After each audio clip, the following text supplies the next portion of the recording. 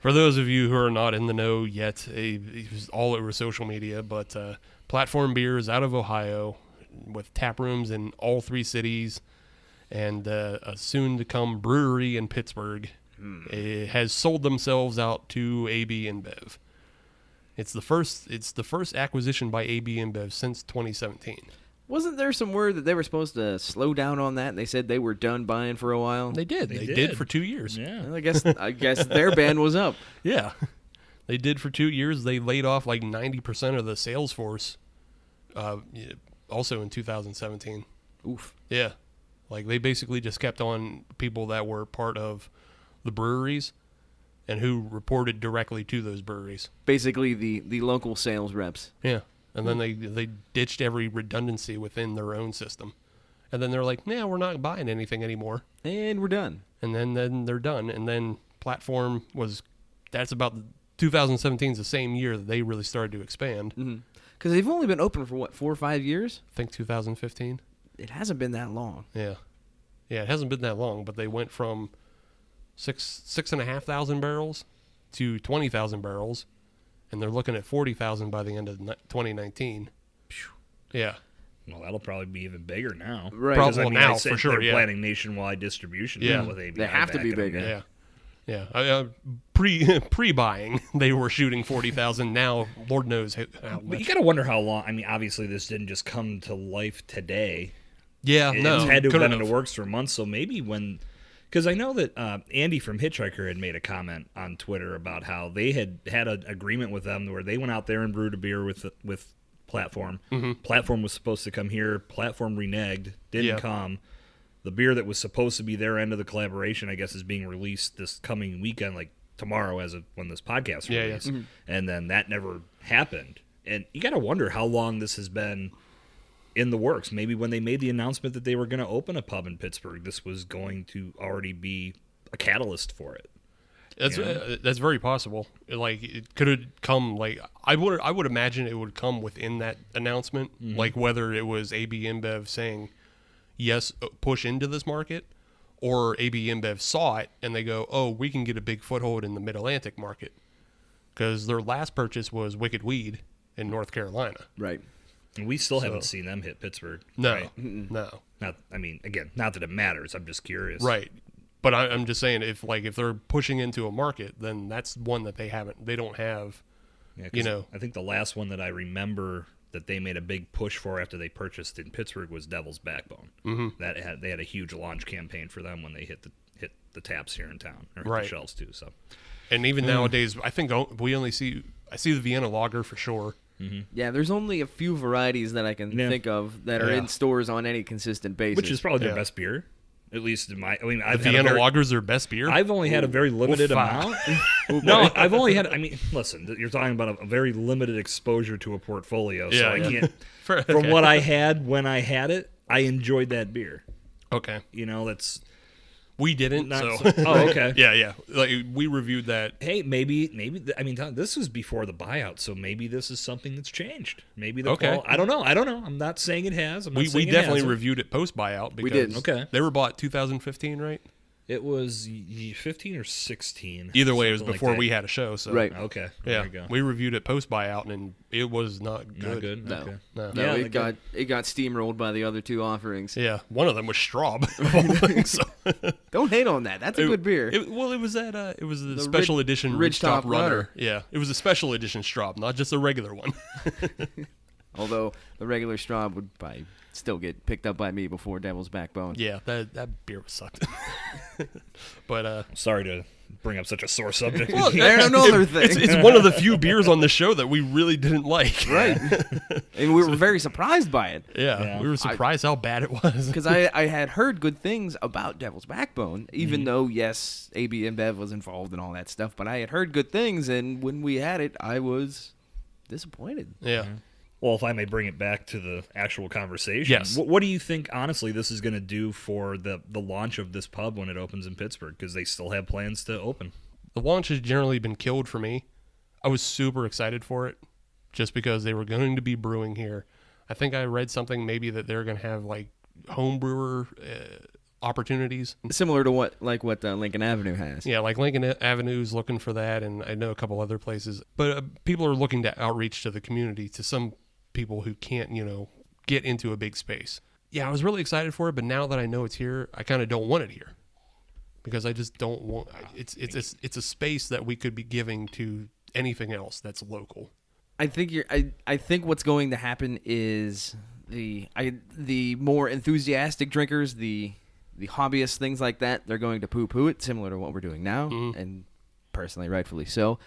But I think the casual drinker isn't going to care. Yeah, no, they're gonna enjoy a nice space. They're gonna enjoy a nice beer, and they're gonna bring their friends who are other just casual craft beer drinkers, and it'll be a success, but it won't be nearly the success that it should have been. Because like you were just saying, Andy from Hitchhiker, I really doubt they're going to want to work with Platform.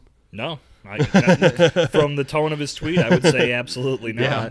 And I would say he has a lot more support, both in the city and among other brewers. Mm-hmm. Yeah. Because he tells that story, and now other brewers are going to hear that and go, oh, yeah, we're not. You're off the list. Yeah. Mm-hmm. So, yeah, they're not going to have the support of the city, and that's really important. It is. We shall see. Yeah, we shall see, but I kind of hope it just closes. I don't know. I can only speak to one beer that I had, and that was that Tort. Yeah. Beer. That was garbage. You hated it? I hated it. And I'm not usually one to talk shit on a beer because I know everybody's trying. Right. And everybody's taste is different, which is, I'm sure we'll talk about this eventually when we get into other topics of conversation. But I was going to start doing reviews on beers on my Instagram page. I think I did a few, and I was like, who really gives a shit what I think? Right. Because it's so damn subjective. Yeah. And and again, I know I had put that out there too in a couple that I did. It's like, you should go try it anyway. And I'm like, well, that should be the message anyway. So what is the point of me sitting here and saying, well, this is... And I feel like, okay, well, I'm pissing all over the theme of your guys' show because that's what you do every week. Well, no, but you're not, because the reason we set it up this way, because originally, Adam, Sam, and I, we all have different tastes. Right. So really it comes down to the point, like we've said it before, like if Sam and I like an IPA and Adam hates it, you're probably going to really like that IPA if you're an IPA drinker. Right. Yeah. If you're not an IPA drinker, don't drink it. Or vice versa, if, for example, Steve is not a huge sour fan, but he does like it, check that beer out. Check it out. Because it's breaching my tastes of I don't like sours. Fair enough. And then to the other point, if all three people on the show don't like a beer, maybe avoid that one. Yeah. And that's only happened a few times. And that it's at the same time that it's still just such a small segment of the drinking. True. Right. It's coincidental that all three love a beer, all three hate a beer. Yeah. And that's where I always say, get out and try things. So in keeping up with that philosophy, I tried the Tort beer and it fucking sucked. Yeah, hated it. Yeah, that's fine. Hated it. So, hey, that's fine. And that's my opinion, and I know I shared that with a lot of other people. So, hey, a lot of people said it was shit. So the fact that they sold, that's when I saw that news. It was actually fine. I think because I sent the tweet to you guys. Yeah, I was like, I could look this up, but I'm just pulling into the bank. Just tell me if this actually happened. Right. And then I was like, well, wait a minute. I'm just going to Facebook. The second I logged into Facebook platform, it's all over. I'm like, it's all over. So anyway, I was like, because I know I've talked about this with people before. I think it's even been talked about on my podcast. Big beer, yes, it's an enemy. It's a threat. They have their underhanded tactics, taking tap space, shelf space, cutting off supply chains, so on and so forth. The story's been told.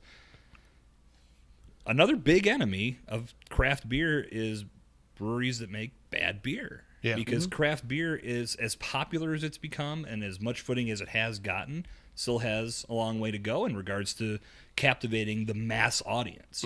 So a very bad beer, if someone goes to a craft brewery and they're doing really bad beer and they don't have that attention to detail, they're not trying to improve, they're not doing things in quote unquote craft fashion. Yeah. The novice beer drinker, someone that's just getting into this entire realm that we're all in pretty heavily, might have that beer and be like, ugh, like, this is what everybody's raving about. I don't get it. I'm going back to my domestic stuff because that's what I know and that's what I like, and I'm not going to be surprised. Right. So that's, it's still that whole reputation building thing where a bad brand could be more detrimental to the overall growth of craft beer than someone like Platform selling out to ABI. Yeah. And not even just but like just like it's not impressive in any way to the point of like, why am I paying an extra $1 or $2? Yeah. Yeah. No, like, you're absolutely right. It's not even only have to is it be unknown, bad, it's just- also more expensive than what I'm accustomed to spending as Right. when I go to the bar and get my $1 Miller Lights or whatever they Right. cost these days. Yeah, and I can fairly say, like, there are a handful of platform beers that I really, really like, and I thought were inventive or interesting and stuff, but they also just have, like, a lot of ho-hum passable stuff that I couldn't care less about. So it's like, few and far between. You kind of have to separate the fly shit from the pepper on that one. Yeah. Pick out the ones that are good, and then everything else just falls away. Yeah, but now that it's all shit.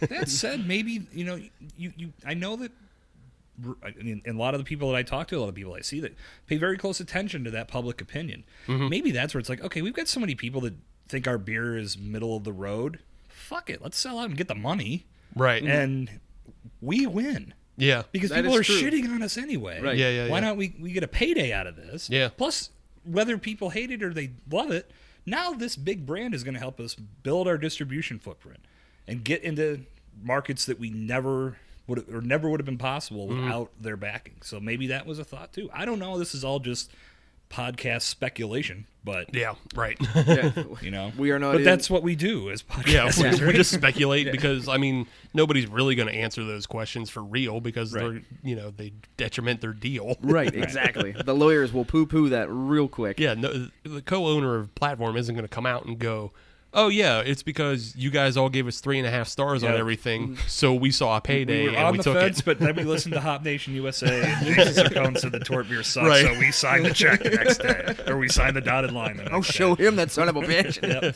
This will put him in his place. Fuck you, Fucker. Cercone. Just like double middle fingers on the Instagram.